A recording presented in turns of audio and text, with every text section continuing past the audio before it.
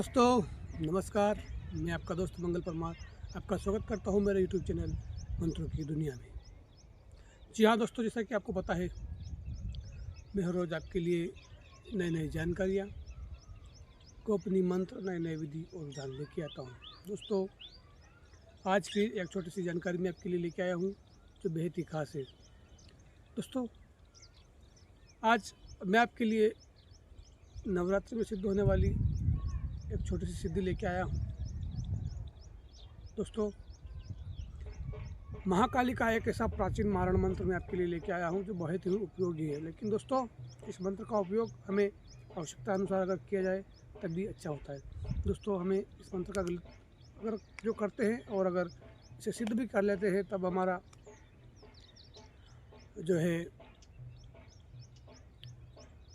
परिवार में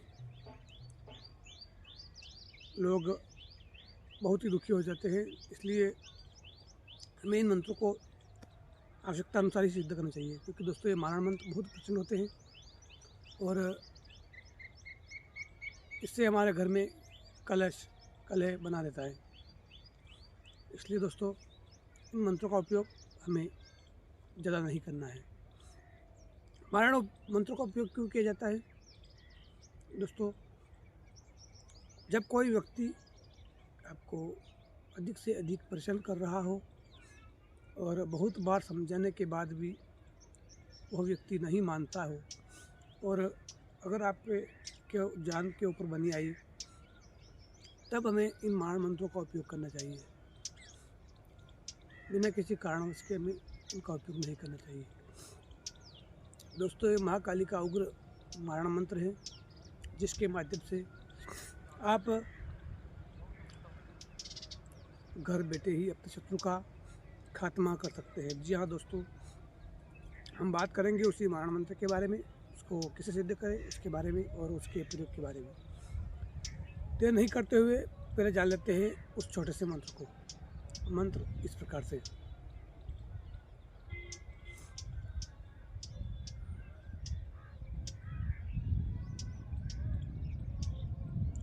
हाँ तो दोस्तों, ये हमारा छोटा सा मंत्र था। इस मंत्र को, ये नवरात्रि आ रही है उससे पहले ही आप अच्छी तरह से कंठस्थ याद कर लें, उसके बाद ही इसे सिद्ध करें। सिद्ध कैसे करना है? एकम तिथि को हमें किसी एकांत कमरे में, उस कमरे को हमें साफ़ सुथरा बना लेना है और शाम को हमें एक काला आसन लाना है, रुद्राक्ष की माला हमें कैसे लाना है और एक तेल का दीपक हमें अखंड ज्योत 9 दिन तक जलानी पड़ेगी महाकाली के नाम से, और 2 नींबू मिलाना है। ज़्यादा सामग्री हमें आवश्यकता नहीं है। बस दोस्तों, उस एकांत कमरे में हमें अगरबत्ती जलाकर अखंड दीपक हमें 9 दिन का जलाना है, दीपक तेल का जलाना है और काले आसन पर हमें बैठना है। रुद्राक्ष की माला को हमें उल्टी फेरना है और इस मंत्र का 108 बार जाप करना है। यह जाप हमें आठम जो तिथि होती है, अष्टमी तिथि, तब तक हमें घर पे करना है और निरंतर हमारा दीपक जलना चाहिए, वो खंडित नहीं होना चाहिए। अगली 9वीं तिथि को हमें शमशान घाट में जाने के लिए तैयारी कर लेना है। हमें सामग्री लगेगी, सामग्री आप नोट कर लें। हमें लगभग 108 आहुति देनी है, इसलिए हमें 100 ग्राम के आसपास हमें गुग्गल, 100 ग्राम के आसपास हमें लौबान, पंचामृत 100 ग्राम और 100 ग्राम के आसपास हमें कपूर लगेंगे। साथ ही काले तिल 150 ग्राम अगर आपको मिल जाए तो वो भी लगेंगे।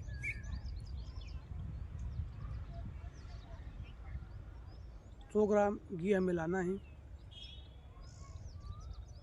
5 नींबू हमें लाना है, 5 पतासे हमें लाना है, 5 लौंग और 5 कोरे पान, 1 पान लगा हुआ, नारियल, अगरबत्ती और फूलों की माला हमें लानी है। भोग देने के लिए महाकाली को थोड़ी सी 50 ग्राम मिठाई हमें लानी है। शराब हमें ले जाना है और बकरे की कलेजी अगर आपको मिल जाती है तो बहुत अच्छी बात है, नहीं तो हमें एक ज़िंदा मुर्गा बलि देने के लिए हमें वहाँ पर ले जाना है। चाकू हमें ले जाना है, रुद्राक्ष की माला को पहनने के लिए रुद्राक्ष की माला ले जाना है, और आसन बिछाने के लिए हमें काला आसन ले जाना है। आग जलाने के लिए हमें 2 सूखे गोबर के कंडे हमें ले जाना है, माचिस ले जानी है। सारी सामग्री को हमें नवमी तिथि को दिन में ही इकट्ठा करके अपने पास रख लेना है, और जैसे ही शाम हो 8 बजे के बाद हमें सारी सामग्री शमशान घाट पे ले जानी है। दोस्तों, वह जो अखंड दीपक है वह अपने घर पर ही जलना चाहिए, बुझना नहीं चाहिए। अब दोस्तों, सारी सामग्री को हमें शमशान घाट में ले जाकर साफ़ सुथरी जगह बना ले। 5 मिनट पहले उस गोबर के कंडे को हमें जला लेना है, ताकि अंगारे बनकर तैयार हो जाए। जब तक गोबर का कंडा जले, अंगारे बनकर तैयार हो, हमें सारी सामग्री को जो अब लाए थे बारी बारी से एक एक करके वहाँ पर निकाल कर रख देना है। और पहले हमें शरीर सुरक्षा मंत्र का जाप करना है, उसके बाद श्री गणेश जी का मंत्र का आह्वान करना है, सरस्वती के मंत्र का आह्वान करना है, गुरु जी के मंत्र का आह्वान करना है। उसके बाद हमें हमारे इष्ट देवताओं से परमिशन लेनी है, और उसके बाद जो वहाँ पर विराजित है काल भैरव, उनसे भी हमें परमिशन लेनी है। उनके लिए हमें एक सिगरेट जलाकर वहाँ पर अलग से रख लेनी है। सारी परमिशन लेने के बाद महाकाली की हमें वहाँ पर चौकी लगानी है, और इस मंत्र का जाप करते हुए हमें आहुति देनी है और मालाएं उल्टी पहननी है। 108 हमें आहुति देनी है और एक माला हमें इस मंत्र की जपनी है। आसन हमें काला ले लेना है, और जो सामग्री आप लाए थे उसे बारी बारी से चढ़ा देना है। लास्ट में हमें जब हमारा मंत्र पूर्ण होता है, हमें मुर्गी की बलि देनी है, नींबू की बलि देनी है, शराब भोग लगाना है, इत्र आप लाए थे छिड़कना है आदि। हमें बारी बारी से सामग्री को हमें चढ़ाना है। जो आप लोबान और कपूर, पंचामृत, गूगल, जो आप घी आप आहुति देने के लिए लाए हैं, उन्हें उस आहुति में डालें और मंत्र का जाप करते हुए मंत्र जाप करना है, तब हमारा मंत्र सिद्ध हो जाता है। दोस्तों, हमारा मंत्र सिद्ध हो जाता है, लेकिन यह हमारा मंत्र काम नहीं करता है। इसे चलाने के लिए हमें बरसात के समय का इंतज़ार करना पड़ेगा। जब पहली बार बारिश होती है तब हमें यह ध्यान रखना है कि उस बरसात का पानी किसी नदी या तालाब में बहते हुए जाता हो, तब हमें इस मंत्र को चलाना पड़ेगा। वहाँ पर कैसे चलाना है?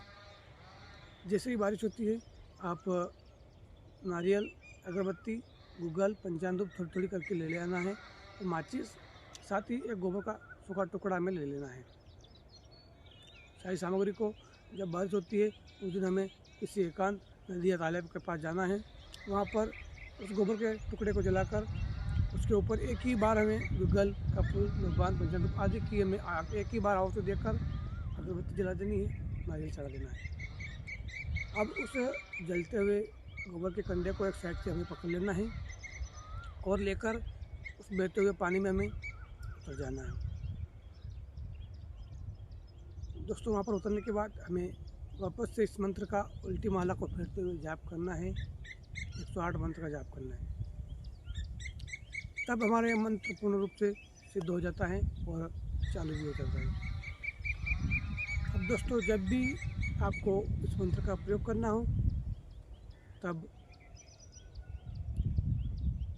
हमें 2 नींबू लेकर इस मंत्र को 7 बार पढ़ते हुए उन नींबुओं के अंदर हमें जो सार की सुई आती है, 7 सुई, एक एक सुई को एक एक मंत्र पढ़ते हुए उस व्यक्ति का ध्यान करते हुए हमें उस नींबू में चुबे देना है, और उन दोनों नींबुओं को हमें उस व्यक्ति के घर के बाहर फेंक कर आ जाना है। बस दोस्तों, देखते ही देखते व्यक्ति बीमार हो जाएगा और धीरे धीरे मृत्यु को प्राप्त हो जाएगा। लेकिन दोस्तों, हमें ये जानकारियाँ गुप्त रखनी है और बिना किसी कारणवश के इनका उपयोग नहीं करना है, क्योंकि दोस्तों ख़तरनाक सिद्ध हो जाने के बाद अपने ऊपर भी शक्तियाँ हावी हो जाती हैं, इसलिए थोड़ा ध्यान रखिए। आशा करता हूँ दोस्तों जानकारी आपको अच्छी लग गई होगी। जानकारी अच्छी लगी हो तो कमेंट बॉक्स में अवश्य लिखिए।